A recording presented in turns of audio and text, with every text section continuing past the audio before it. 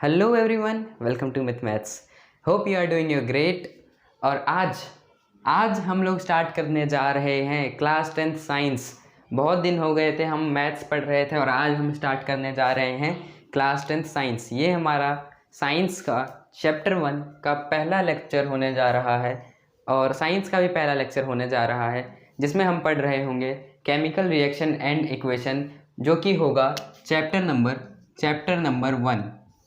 ठीक है, तो आओ स्टार्ट करते हैं। देखो, chemical reaction and equation chapter number 1 है साइंस का। नाम से ही पता चल रहा है हम इस चैप्टर में पढ़ने जा रहे हैं chemical reaction and equation. Chemical reaction, देखो आपने छोटी क्लास में दो चीज़ पढ़ी होगी, क्या? फिजिकल चेंज और केमिकल चेंज। क्या होता है physical change? 7th 8th class में पढ़ते हैं ये। फिजिकल चेंज होता है कि वो चेंज, वो ट्रांसफॉर्मेशन जो रिवर्सिबल हो। अगर एक चीज़ से दूसरी चीज़ ट्रांसफॉर्म हुई है और दूसरे से वापस पहले वाले में हम जा सकते हैं तो उसको हम फिजिकल चेंज कहते हैं। और केमिकल चेंज होता है एक बार अगर वो चेंज हो गया तो वो वापस पहले रूप में नहीं आएगा, पहले की तरह नहीं आएगा। एग्जाम्पल ले लो, फिजिकल चेंज का एग्जाम्पल हो गया बर्फ़ से पानी बनना, आइस से वाटर बन सकता है और वाटर से आइस बन सकता है। तो ये रिवर्सिबल है। अगर ये प्रोसेस ऐसे होता है तो इसका रिवर्सिंग भी प्रोसेस है, रिवर्स भी हो जाएगा। सेम अब केमिकल चेंज का एग्जांपल, केमिकल चेंज का तो कोई भी एग्जांपल ले लो। देखो जैसे बर्निंग ऑफ पेपर ले लो, कागज को जला दिया आपने, कागज को जला दिया, जलने के बाद जब वो जल जाएगा तो क्या वो वापस कागज बन जाएगा? नहीं। खाना बनाना है, अभी कच्चा है, उसको हम लोगों ने बना लिया, कुक कर लिया। ठीक, खाना कुक करने के बाद जब वो खाना बन के रेडी हो गया तो क्या अब वो वापस अपने पहले फॉर्म में आ जाएगा, नेचुरल फॉर्म में आ जाएगा? नहीं। तो उस चीज़ को केमिकल चेंज कहते हैं, जो इरिवर्सिबल, जो रिवर्सिबल नहीं होता है। क्या इतनी बात समझ में आई? तो हम इस बार बात करने जा रहे हैं केमिकल चेंज मतलब केमिकल रिएक्शन की। देखो, केमिकल समझ आया? जो चीज़ केमिकली होता है, जो उसके फिजिकल स्टेट पे डिपेंड नहीं करता, जो उसके फिजिकल पार्ट पे डिपेंड नहीं करता, जो उसके अंदर केमिकल बॉडी पे डिपेंड करता है। ठीक, रिएक्शन पढ़ने जा रहे हैं। रिएक्शन क्या होता है? कोई भी दो चीज़ मिलके जब एक नया प्रोडक्ट बनाती है उसको रिएक्शन कहते हैं। और केमिकल रिएक्शन को डिफाइन करते हैं। देखो, केमिकल रिएक्शन को डिफाइन करते हैं, केमिकल रिएक्शन, RXN लिख रहा हूं मैं शॉर्ट फॉर्म में। केमिकल रिएक्शन को डिफाइन करते हैं, इसको लिखेंगे व्हेन टू रिएक्टेंट्स। देखो पहले मैं लिखवा देता हूं, when to reactants react with each other,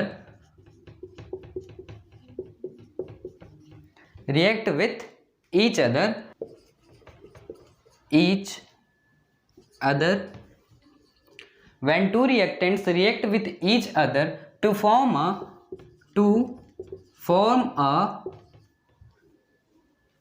product is called chemical reaction। ठीक है, देखो क्या लिखा है, when two reactants react with each other to form a product is called chemical reaction। मतलब जब कोई दो रिएक्टेंट का क्या मतलब होता है? जो चीज़ रिएक्ट करती है। रिएक्टेंट, जो चीज़ रिएक्ट कर रही हो। मैं इधर लिख देता हूँ साइड में, रिएक्टेंट। याद रखना, इस चैप्टर में हम इस वर्ड को बहुत बार यूज़ करने जा रहे हैं। जो रिएक्ट करते हैं,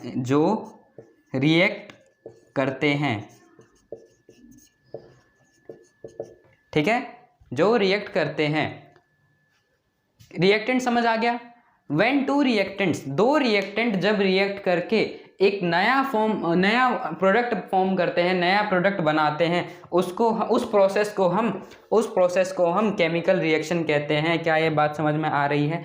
कोई भी दो चीज़ जब मिलके एक तीसरी चीज़ बनाती है उसको हम केमिकल रिएक्शन बोलते हैं।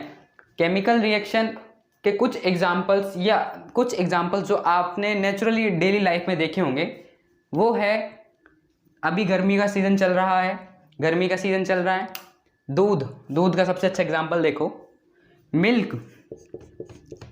इसको आप अभी गर्मी के मौसम में आप इसको अभी ऐसे ही छोड़ दो दिन भर और देखो दूध जो है अपने आप फट जाएगा, दूध फट जाएगा। इसका रीज़न दूध जो फटा, दूध से जब ये फट जाता है तो क्या वो फटे हुए दूध से वापस मिल्क बन जाएगा? नहीं।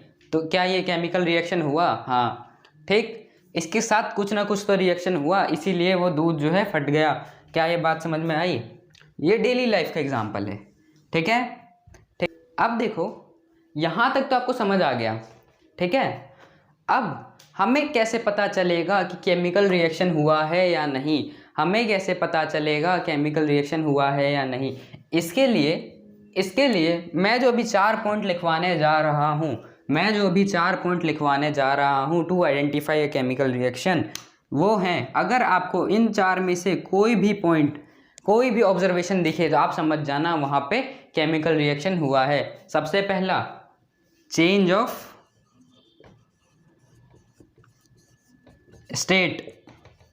स्टेट का मतलब समझते हो ना, जो उसकी फिजिकल स्टेट होती है, सॉलिड, लिक्विड, गैस। जिस स्टेट में है अगर उसकी स्टेट चेंज हो रही है मतलब वहां पे रिएक्शन हुआ है, ठीक। दूसरा पॉइंट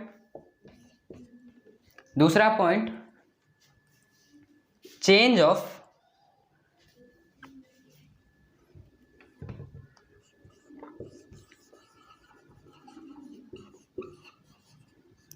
टेम्परेचर। अगर रिएक्शन होते टाइम अगर कहीं पे कोई चीज़ मिलके, कोई 2 रिएक्टेंट मिलकर कोई प्रोडक्ट बना रहे हैं और वहाँ पे टेम्परेचर का भी चेंज हो रहा है, अगर टेम्परेचर बढ़ रहा है इसका मतलब वहाँ पे केमिकल रिएक्शन हुआ है। देखो यहाँ पे देखो, चेंज ऑफ टेम्परेचर का चेंज होना, अगर आपको स्टेट चेंज होता हुआ दिखे या चेंज ऑफ टेम्परेचर दिखे, टेम्परेचर ऊपर नीचे होता हुआ दिखे, या दोनों में से कोई एक या दोनों दिखे, इसका मतलब वहाँ पे केमिकल रिएक्शन हुआ है। 2 चीज़ समझ में आई। थर्ड पॉइंट और फोर्थ पॉइंट भी देखते हैं। यहाँ तक तो समझ गए होंगे, ठीक है। अब third point evolution of gas. अगर आपको कहीं गैस निकलता हुआ दिखे, कहीं से गैस इवॉल्व होता हुआ दिखे, इवोल्यूशन मतलब बाहर निकलता हुआ दिखे, तो वहाँ पे समझना केमिकल रिएक्शन हुआ है। थर्ड पॉइंट भी आ गया। फोर्थ पॉइंट क्लियर करते हैं, जो कि है हम लोगों ने 3 पॉइंट करे, change of state, change of temperature, evolution of gas, और एक है लास्ट चेंज ऑफ क्या? कलर चेंज होता हुआ दिखे तो समझ जाना केमिकल रिएक्शन हुआ है। अब इन 4 में से जो भी ऑब्जर्वेशन आपको दिखी, आप वहीं समझ जाना कि केमिकल रिएक्शन हुआ है। ओके, यहां तक बात समझ में आई? केमिकल रिएक्शन समझ आ गया किसे कहते हैं, पता कैसे चलेगा नेचुरली, बिना में सिर्फ नेक्ड आई से कैसे पता चलेगा। अब आओ देखो, केमिकल रिएक्शन तो पढ़ लिया हम लोगों ने, केमिकल इक्वेशन क्या होता है? देखो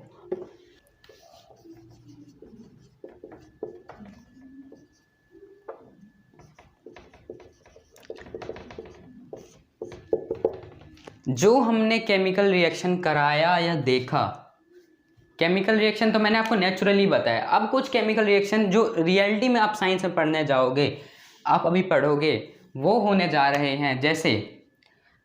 जैसे कार्बन प्लस ऑक्सीजन, या और अच्छे से लिखूं इसको तो अभी बाद में लिखेंगे।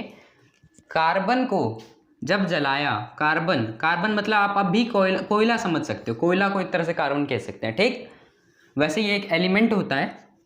कार्बन को जब जलाया फायर, तो क्या ये एक केमिकल रिएक्शन है?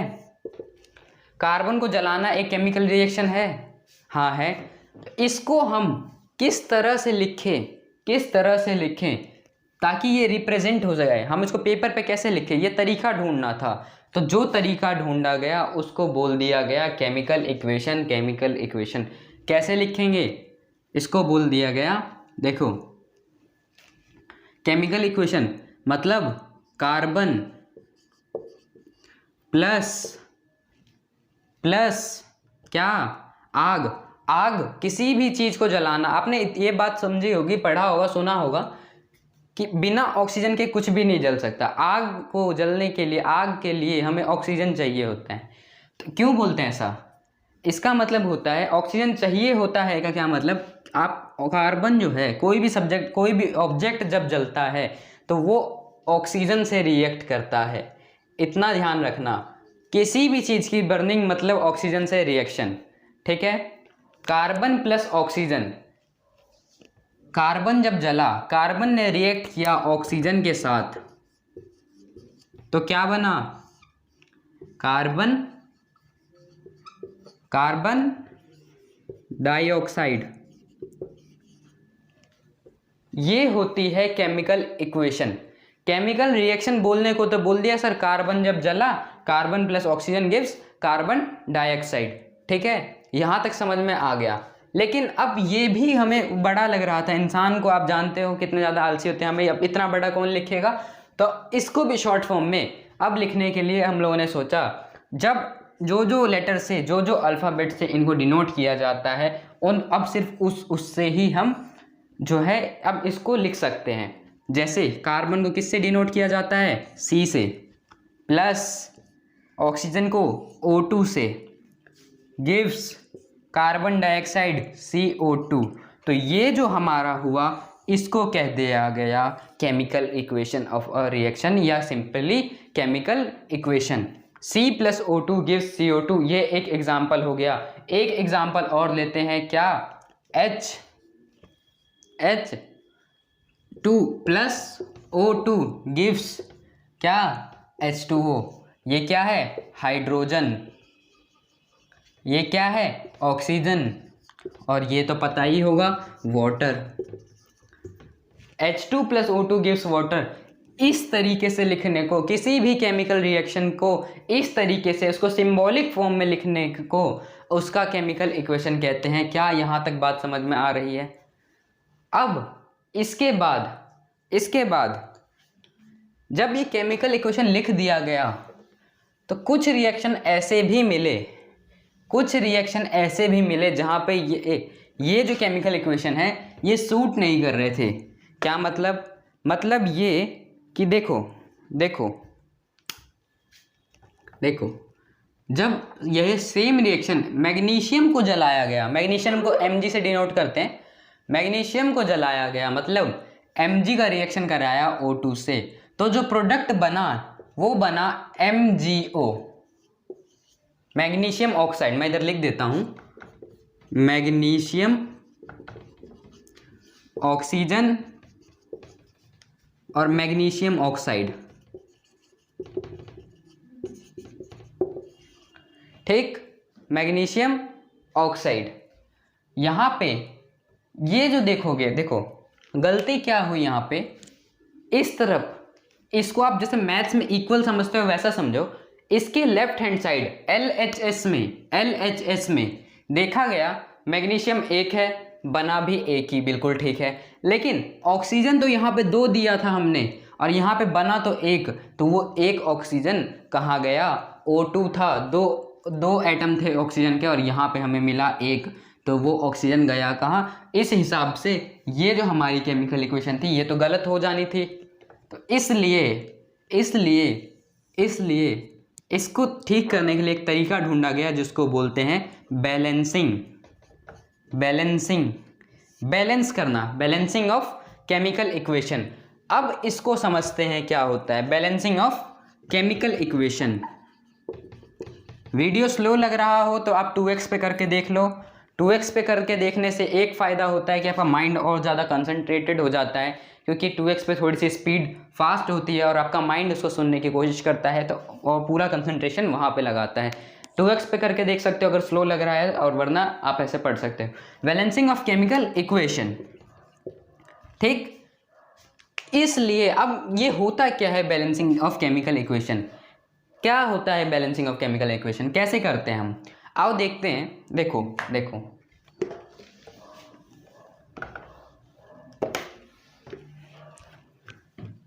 Mg प्लस O2 यहाँ पे देखो, बैलेंसिंग का मतलब, इधर मैं हेडिंग डाल देता हूँ बैलेंसिंग। बैलेंसिंग का मतलब अब आपको किसी तरीके से यहाँ पे इस तरीके से बनाना है कि लेफ्ट हैंड साइड में एटम और राइट हैंड साइड में एटम इक्वल हो जाए। कैसे करें बैलेंसिंग? देखो, एक दो बार मैं आपको पूरा स्टेप करके दिखा देता हूँ कैसे आप समझोगे, इसके बाद ये सब माइंड में हो जाता है। देखो, आप जो है यहाँ पे लिखो एटम, यहाँ पे लिखो लेफ्ट हैंड साइड, और यहाँ पे लिखो राइट हैंड साइड। बिल्कुल ठीक। अब एटम कौन कौन सा है आपके पास रिएक्शन में? पहला एटम मैग्नीशियम, मैग्नीशियम या Mg लिख दो सीधा, ठीक, या चलो मैं मैग्नीशियम लिख देता हूँ, समझ आ जाएगा। Magnesium, magnesium. इसके अलावा कौन सा एटम है आपके पास? सर मैग्नीशियम के अलावा ऑक्सीजन, ऑक्सीजन। और भी कोई एटम है क्या? ये एटम नहीं है, ये कंपाउंड है, दो एटम से मिलके बना है। इसके अंदर कौन कौन से एटम है? वही मैग्नीशियम, वही ऑक्सीजन, वही मैग्नीशियम, वही ऑक्सीजन, जो हमने पहले लिख दिया। LHS में देखो मैग्नीशियम कितने हैं, इसके लेफ्ट साइड देखो कितने मैग्नीशियम है। मैग्नीशियम तो एक ही है, मतलब एक। अब LHS में देखो ऑक्सीजन कितने हैं। LHS में ऑक्सीजन है दो एटम है ऑक्सीजन के, ठीक है। RHS में चेक करते हैं, आओ। मैग्नीशियम यहाँ पे RHS में भी एक है और ऑक्सीजन भी RHS में एक ही है। तो हमें किसी तरीके से इस ऑक्सीजन को यहाँ पे 2 करना होगा ताकि ये इसके बराबर आ जाए, तो हमारा इक्वेशन भी ठीक हो जाएगा। इसको 2 बनाने के लिए आप देखो, इसका एक रूल है कि अगर 2 बनाना है तो हम यहाँ पे कभी नीचे ऐड नहीं कर सकते कोई नंबर, हम यहाँ पे 2 नहीं बना सकते। हम 2 बनाने के लिए हम इस टोटल को 2 से मल्टीप्लाई कर सकते हैं, समझे। हम किसी एटम के, पर्टिकुलर एटम के नीचे नहीं लगा सकते 2 या 3 या कोई भी नंबर जिससे हमें मल्टीप्लाई करना हो या जिस नंबर से हमें बढ़ाना हो। हमें अगर यहाँ बढ़ाना पड़ेगा तो यहाँ पे टोटल के बाहर ही बढ़ाना पड़ेगा। तो अगर ये 2 MgO होता है तो अब ये देखो मैग्नीशियम भी 2, ऑक्सीजन तो 2 हो ही गया यहाँ पे 2 से मल्टीप्लाई करने पे, अब ये तो 2 हो गया, ये और ये बराबर हो गया, लेकिन यहाँ पे मैग्नीशियम भी 2 हो गया है। अब मैग्नीशियम 2 हो गया है और इधर एक ही है, तो इसको भी 2 करना होगा, इसको 2 करना है तो इधर भी 2 से मल्टीप्लाई करना होगा। तो 2Mg + O2 gives 2MgO, Mg भी 2, ऑक्सीजन भी 2 और इधर भी Mg 2, ऑक्सीजन 2। अब जो है हमारा इक्वेशन बिल्कुल फिट बैठ रहा है। क्या यहाँ तक बात समझ में आई? अब मैं ये टेबल आगे वाले किसी रिएक्शन में नहीं बनाने जाऊंगा, मैं ऐसे ही ओरली बता दूंगा और ना आपको बनाने की ज़रूरत है, आप ये सब माइंड में कर सकते हो। बैलेंसिंग जो है एक इक्वेशन को परफेक्ट बना देता है। अगला एग्जांपल, जिंक प्लस, इसको मैं सिर्फ Zn लिख देता हूँ, H2SO4 गिव्स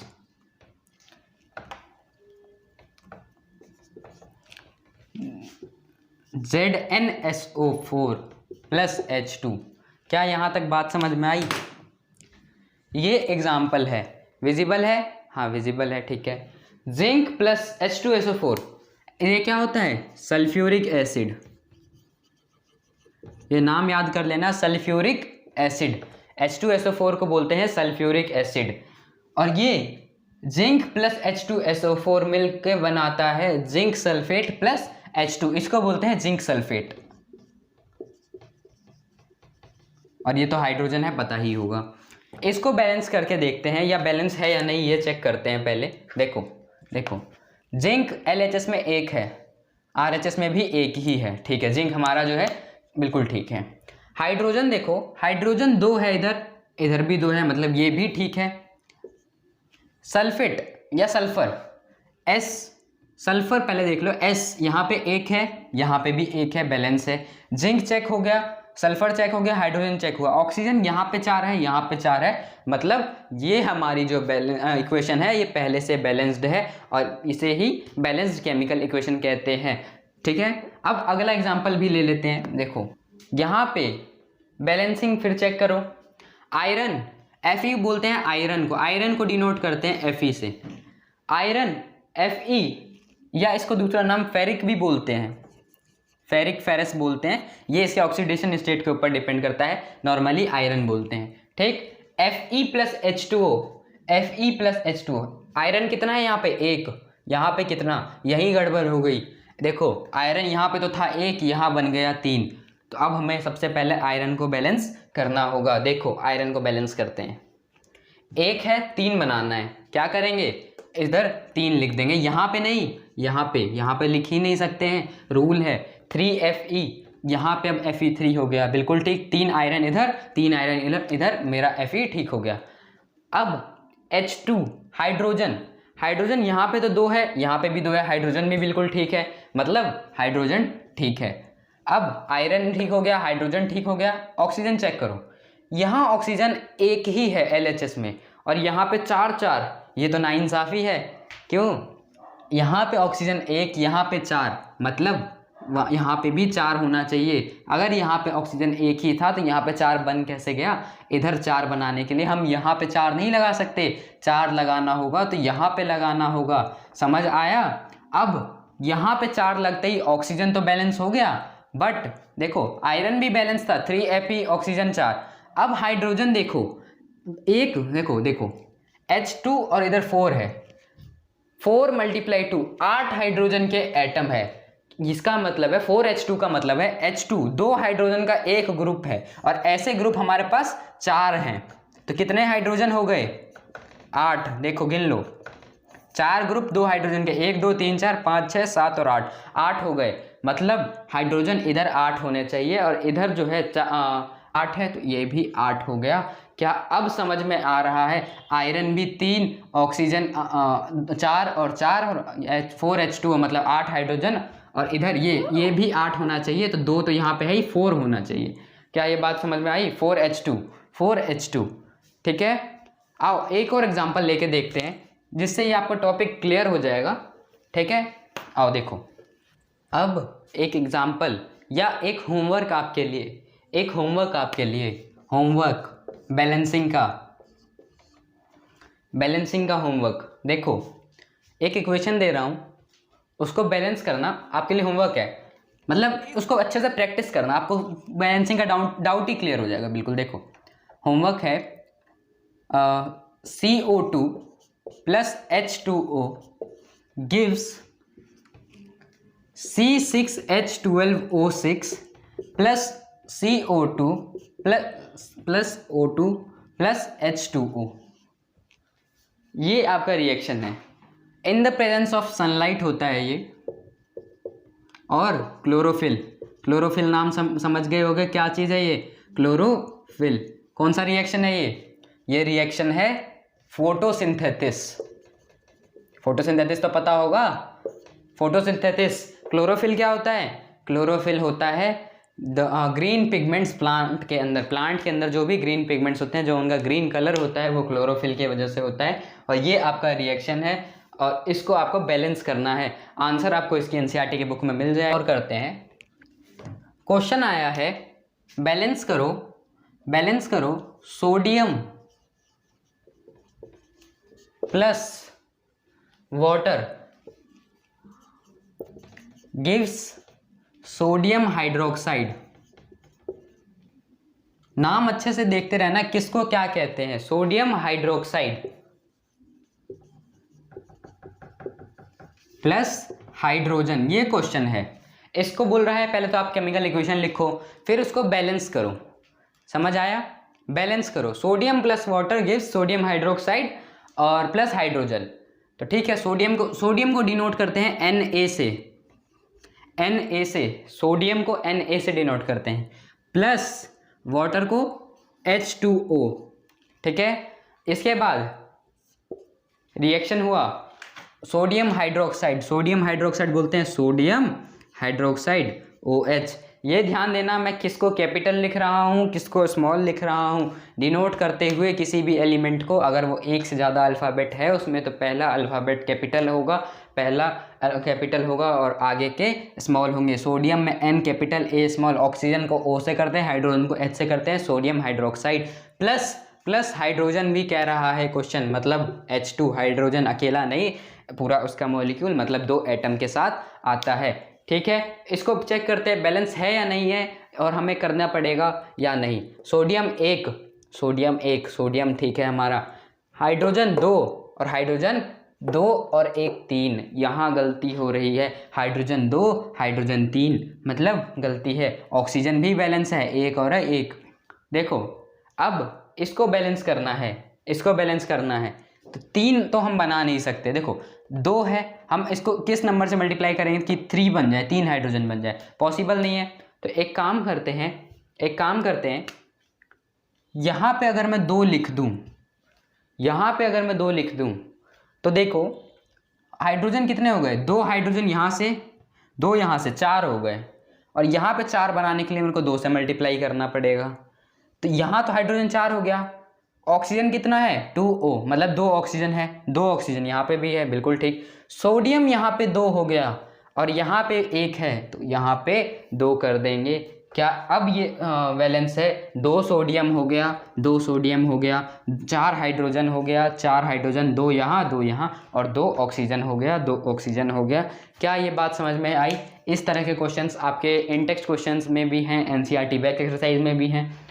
इन टेक्स्ट क्वेश्चन में जस्ट ये टॉपिक खत्म होते 4-5 क्वेश्चन हैं। इन टेक्स्ट क्वेश्चन मतलब जब ब्लू फॉन्ट से आपके कंसेप्ट खत्म होते ही क्वेश्चन आते हैं एनसीईआरटी बुक में। उसमें एक क्वेश्चन है कि why should be magnesium ribbon be cleaned before burning. Magnesium ribbon मतलब होता है कि पत्ते बोलते हैं ना उसके, मैग्नीशियम के बिल्कुल पतले पतले स्लाइसेस जैसे, ये होते हैं रिबन, ठीक। Why should magnesium ribbon be cleaned before burning. उसको जलाने से पहले उसको साफ़ क्यों किया जाता है, या साफ़ करने का मतलब उसको ना सैंड पेपर से या किसी चीज़ से घिसा जाता है, क्यों? तो इसका आंसर आप अच्छे से याद कर लेना, आप पढ़ लेना, आपके बुक में दे रखा है। वैसे मैं बता देता हूँ, मैग्नीशियम के ऊपर, मैग्नीशियम क्या करता है जब खुला रहता है, तो ये जो पत्ता होता है ना इसका, मतलब जो रिबन होता है, ये जो है, ये इसके ऊपरी का हिस्सा, ऊपरी लेयर, अपर लेयर ऑक्सीजन से रिएक्ट कर लेता है, और ऑक्सीजन से रिएक्ट करते ही जो हमने पढ़ा था Mg+O2 गिव्स 2MgO, और यहाँ पे 2, ये बैलेंसिंग के साथ लिखा, मैंने पढ़ा था कि मैग्नीशियम ऑक्सीजन से रिएक्ट करते ही मैग्नीशियम ऑक्साइड की लेयर बना लेता है, मतलब इसके ऊपर जो लेयर बन जाती है वो लेयर होती है मैग्नीशियम ऑक्साइड की। तो पहले हमें उसको साफ़ करना पड़ता है, वो साफ़ हो गया उसके बाद वो जल जाएगा, ठीक है। आज के लिए इतना ही रखते हैं, अगले लेक्चर में हम पढ़ रहे होंगे टाइप्स ऑफ केमिकल रिएक्शन, कि क्या होता है कॉम्बिनेशन रिएक्शन, क्या होता है डिस्प्लेसमेंट रिएक्शन, क्या होता है डबल डिस्प्लेसमेंट रिएक्शन, क्या होता है ऑक्सीडेशन रिएक्शन, क्या होता है रिडक्शन रिएक्शन, क्या होता है रिडॉक्स रिएक्शन, और भी आगे की कुछ बातें हम पढ़ रहे हों।